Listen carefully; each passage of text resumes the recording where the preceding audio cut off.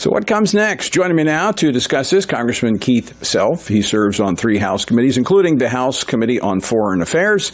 He represents one of the districts in Texas. Congressman Self, welcome back to This Week on Capitol Hill. Thanks for joining us. You bet, Tony. Great to be here. So let me first get your thoughts on President Trump's comments this week. It was almost like we had a collective sigh of relief. He says we're not going to use force to get Greenland. I think he says we're going to use negotiations to convince you it's good for everybody. Well, this is the modus operandi of President Trump. He throws things out. He tills the ground. He's planting roses. And frankly, that's what he did. He threatened force. Everybody freaked out over it, and then he says, of course, we're going to negotiate, which was the goal all along, to get them to the table, because that's the way he does business, Tony. So no, he wouldn't use force. We wouldn't have to use force. There's nobody there to defend Greenland. So, I mean, we could occupy it, but why? So he's done it right, and he says something, we don't know the terms yet, but he says it will be long term, which suggests to me that we're not going to own Greenland. We'll have control of it. So we have a treaty that goes back to the 1950s that was amended in 2004 that kind of limited the United States' ability to do what it needed to do. So I want to ask you the question, why is it important now, given global affairs, given technology here in the year 2026? Well, it's always been important because of the global, the northern route where missiles come from Russia and China across the pole to us. But now we have trade routes going there. Now we have the minerals that we need in Greenland. So you can talk about missile defense. You can talk about trade routes. You can talk about critical minerals in Greenland. And one of his biggest issues today is how do we supply critical minerals to our defense industry and, frankly, our entire industry. So there are several issues that make Greenland a really strategic place for us today. And you see this working out to the benefit of the United States and the rest of the free world? Absolutely. And we must do this because, again, we're the only nation that can defend it adequately and make use of the resources. Look, Denmark doesn't have the capability, which he has pointed out very well. So the connection with the Golden Dome, is this going to be a part of the missile defense system there in Greenland? Undoubtedly, because that's the northern route, the Arctic route that the missiles will come. So you're going to have an expansive road because we say it's based on Iron Dome, but Iron Dome is a very short-range missile that Israel developed with us. Golden Dome is going to have to be much higher, much longer range, with a much wider reach. So that's why Greenland is so important. I want to switch gears. It's still a related topic. It's national security. You and Congressman Chip Roy have announced a Sharia-Free America caucus in Congress, and members are joining quickly. Tell us why you have launched this caucus. What's behind it, and what do you hope to accomplish? Well, Tony, I'm at ground zero now. The Muslims have indicated, in fact, there are ads overseas, come to Dallas because we are flooding Dallas with mosques, with Sharia law, and they intend to dominate culture wherever they go.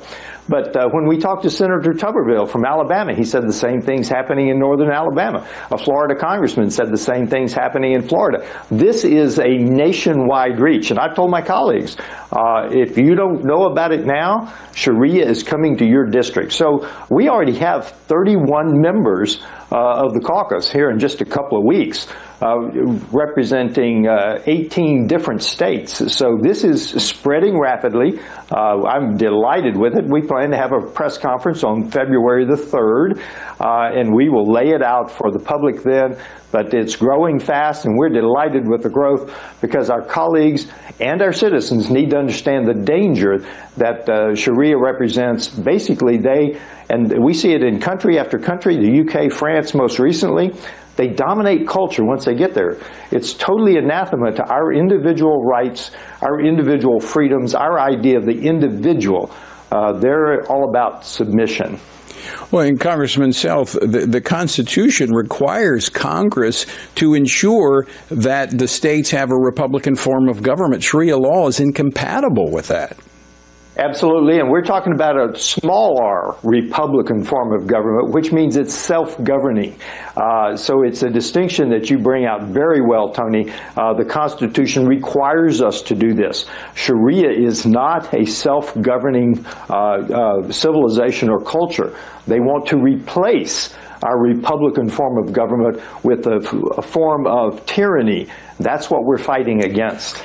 Could we not point to Minnesota as kind of a micro of this macro discussion we're having? Because we've seen Somalia has moved in. There's a lot of Islamic activity in Minnesota, and we're seeing this corruption, even to the point that this week on Capitol Hill, in the Judiciary Committee, hearing pointing to the fact that suitcases filled with money, millions of dollars, leaving the Minneapolis airport, going to foreign countries in the Middle East, some linked to terrorism. Absolutely, and this is just the tip of the iceberg, because much of the money that we, in our good-heartedness toward the world, our altruistic motives, never made it to the people it was supposed to help. People siphoned it off. There was grift, there was fraud, there was waste and abuse. This is just the tip of the iceberg. That's what we found when the State Department did away with USAID. Much of those millions of dollars never made it to the people who were supposed to help. This is exactly what happened. People intercepted it. They sent it to organizations, in this case, terrorist organizations. So the American taxpayers have been sending money, unknown to them, surreptitiously, to terrorist organizations. So, Congressman Self, if I read this correctly, two issues really at the heart of this. Number one, immigration, which this administration is dealing with. Not just illegal immigration, but making sure that those who immigrate into this country assimilate as well and become a part. I mean, I think that's the core of your Sharia-free caucus, is that if you want to come to America, you got to want to be a part of it, not tear it apart.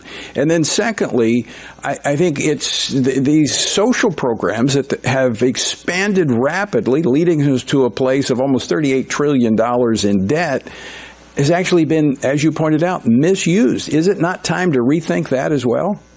Absolutely. Assimilate is the term that you hit on, Tony, that people need to understand. Assimilation means you become an American. You believe that America is now your country. You don't say, as a member of Congress has said, my allegiance belongs to my original country. You become an American. This is your country. And yes, the social programs, look, much of what Congress does is not in the Constitution unless you think that the General Welfare Clause, which we debate all the time, basically obviates, it does away with the rest of the U.S. Constitution. We need to get back to those core limited government missions that the Constitution delegates to the U.S. Congress. And to that, Congressman Keith Self, I would say amen. And thanks for joining us this morning. Always great to see you. Thank you, Tony.